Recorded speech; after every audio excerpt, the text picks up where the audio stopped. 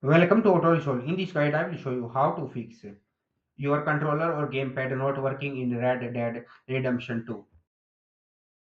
Fix 1. Enable controller support in Steam. Step 1. Open Steam, click Settings. Step 2. Go to Controller, General Controller Settings. Step 3.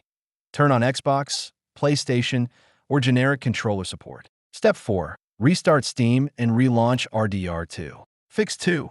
Set controller as primary input. Step 1. Open RDR2 settings. Step 2.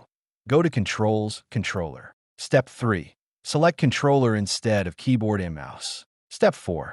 Save and restart the game. Fix 3. Disconnect other input devices. Step 1. Unplug extra controllers, steering wheels, Bluetooth devices. Step 2. Keep only one controller connected. Step 3. Relaunch the game. Fix 4. Update controller drivers. Step 1. Open Device Manager on Windows. Step 2.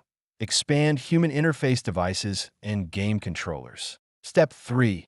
Right-click your controller update driver. Step 4. Reconnect the controller. Fix 5. Run RDR2 as administrator. Step 1. Right-click RDR2. Exe. Step 2. Tap Run as administrator. Step 3. Launch again and test controller. Fix 6. Disable Steam input for RDR2 if button's wrong. Step 1. Right-click RDR2 in Steam library. Step 2. Go to Properties, Controller. Step 3.